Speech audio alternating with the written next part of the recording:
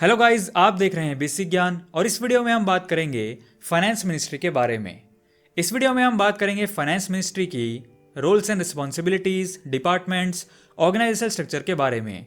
और finance ministry के one of the most important कामों में से एक यूनियन बजट तैयार करने के प्रोसेस के बारे में। सबसे पहले रोल्स एंड रिस्पॉन्सिबिलिटीज। जैसा कि हमने अपनी मिनिस्ट्रीज ऑफ इंडियन गवर्नमेंट वाली वीडियो में बात की है कि कैसे इंडियन गवर्नमेंट के डिफरेंट कामों को अलग अलग मिनिस्ट्रीज में डिवाइड किया गया है। उनमें से सबसे इंपॉर्टेंट मिनिस्ट्री है मिनिस्ट्री ऑफ फाइनेंस, जिसका काम होता है देश की इकोनॉमी से जुड़े सारे मैटर्स को देखना, जैसे फिस्कल पॉलिसी निकालना, बजट तैयार करना, एनुअल इकोनॉमिक रिव्यू तैयार करना, इकोनॉमिक सर्वे बनाना, tax collection, Indian banking system से जुड़ी पॉलिसीज बनाना, एटसेट्रा।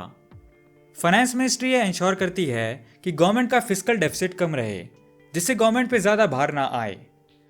फाइनेंस मिनिस्ट्री के बड़े बड़े डिसीजंस पे अंतिम फैसला प्राइम मिनिस्टर या cabinet committee on economic affairs का होता है और बाकी सभी डिसीजंस फाइनेंस मिनिस्टर द्वारा लिए जाते हैं और उन्हें असिस्ट करते हैं minister of state.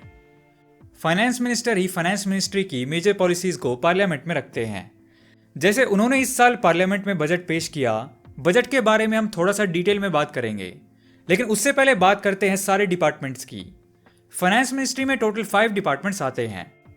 Department of economic affairs, department of expenditure, department of revenue, department of financial services और department of investment and public asset management. सभी डिपार्टमेंट्स को अलग अलग सेक्रेटरी द्वारा हेड किया जाता है, जिनमें से डिपार्टमेंट ऑफ रेवेन्यू के सेक्रेटरी पूरी मिनिस्टर के हेड और फाइनेंस सेक्रेटरी कहलाते हैं। अब एक एक करके इन डिपार्टमेंट्स के बारे में बात करते हैं। Department of economic affairs. Finance ministry में सेंट्रल गवर्नमेंट का बजट तैयार करना और उसे पार्लियामेंट में पेश करने का काम इसी डिपार्टमेंट का होता है। इसके अलावा इनका काम होता है देश की मैक्रो इकोनॉमिक पॉलिसी बनाना, जैसे fiscal policy, public finance, inflation, public debt management, stock exchange etcetera से रिलेटेड पॉलिसीज। इसी डिपार्टमेंट को देश की करेंसी और कॉइन्स, पोस्टल स्टेशनरी और पोस्टल स्टैम्प्स एटसेट्रा की प्रोडक्शन देखनी होती है और पार्लियामेंट से जुड़े सारे मैटर्स और इंटरनेशनल इंस्टीट्यूशंस जैसे world bank, IMF, WTO etcetera के साथ कॉर्पोरेशन से जुड़े मैटर्स भी देखने होते हैं। IES इंडियन इकोनॉमिक सर्विस भी इसी के अंडर आती है, जिसमें उन्हें इनकी training, cadre management, career planning देखनी होती है। नेक्स्ट बात करते हैं दूसरे डिपार्टमेंट की, तो वो है डिपार्टमेंट ऑफ एक्सपेंडिचर। ये डिपार्टमेंट सेंट्रल गवर्नमेंट में PFMS, public financial management system और अदर फाइनेंशियल मैटर्स देखने के लिए होता है। PFMS का काम होता है गवर्नमेंट की सब्सिडीज को उनके बेनिफिशियरीज तक पहुंचाना। इसके अलावा इस डिपार्टमेंट का काम होता है फाइनेंस कमीशन और सेंट्रल पे कमीशन की रिकमेंडेशन को लागू करना और सेंट्रल गवर्नमेंट अकाउंट्स को तैयार करना। यानी गवर्नमेंट जो भी पैसा खर्च करती है किसी भी स्कीम वगैरह के थ्रू या किसी और तरीके से, या जो भी वो स्टेट गवर्नमेंट को देती है as state government share of tax, उसका हिसाब किताब यही डिपार्टमेंट रखता है। Autonomous institute NIFM, national institute of financial management, इसी के अंडर आता है। सेंट्रल गवर्नमेंट के एक्सपेंडिचर के बारे में अगर आप थोड़ा सा और समझना चाहते हैं कि गवर्नमेंट कहाँ कहाँ पैसा खर्च करती है, तो आप हमारी इंडियन गवर्नमेंट एक्सपेंडिचर वाली वीडियो देख सकते हैं। नेक्स्ट है डिपार्टमेंट ऑफ रेवेन्यू।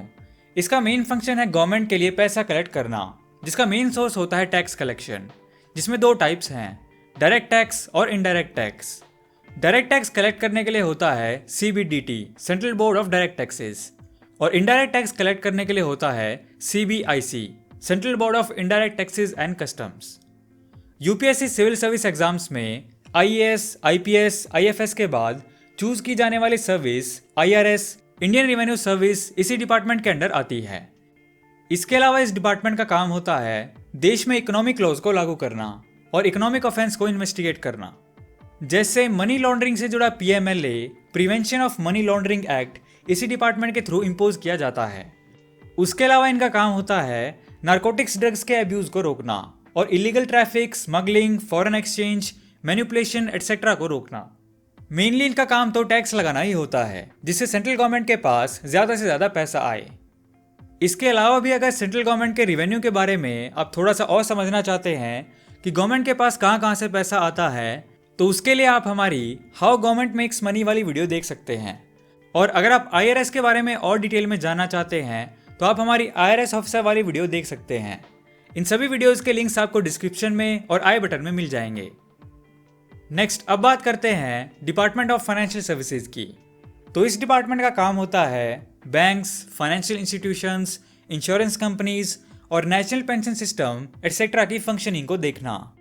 यानी जो भी संस्थाएं हैं फाइनेंस से रिलेटेड, उन सभी को मॉनिटर करने का काम ये डिपार्टमेंट करता है, जैसे RBI, reserve bank of India, SEBI, security and exchange board of India etcetera.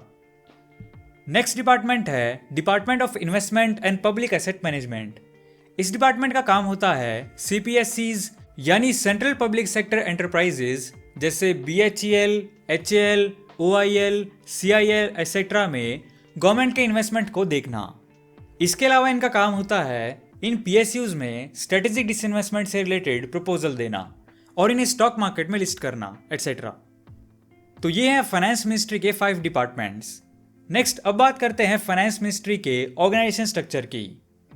Year 1946 में मिनिस्ट्री ऑफ फाइनेंस को क्रिएट किया गया था, जिसके पॉलिटिकल हेड होते हैं एक कैबिनेट मिनिस्टर, जिन्हें हम फाइनेंस मिनिस्टर या वित्त मंत्री भी कहते हैं, और एडमिनिस्ट्रेटिव हेड होते हैं एक सेक्रेटरी रैंक आईएएस ऑफिसर, जिन्हें हम फाइनेंस सेक्रेटरी भी कहते हैं, जिनका मेनली काम as a head of department of revenue होता है।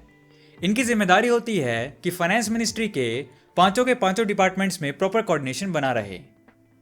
हर डिपार्टमेंट में जरूरत के अनुसार विंग्स और डिविजन्स होते हैं, आगे फर्दर ब्रांचेस और सेक्शंस में डिवाइडेड होते हैं।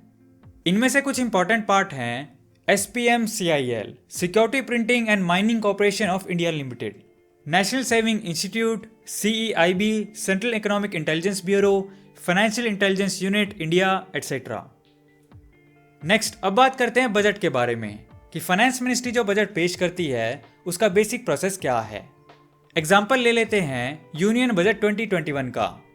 तो इसके बनने का प्रोसेस शुरू हो गया था तकरीबन 5 महीने पहले, अगस्त या सितंबर 2020 में।